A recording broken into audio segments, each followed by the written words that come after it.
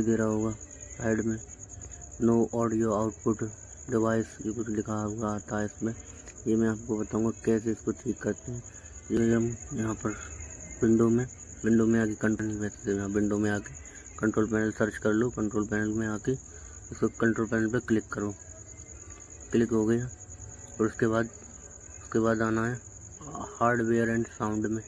Hardware and sound में आने के बाद यहाँ पर लिखा होगा साउंड करना है। मैं आपको करके दिखाता हूँ। राइट क्लिक करके इसको इनेबल कर दो। ये आपका इनेबल हो गया। अब आगे आपका साउंड यहाँ पर ओके कर दो। ओके हो गया।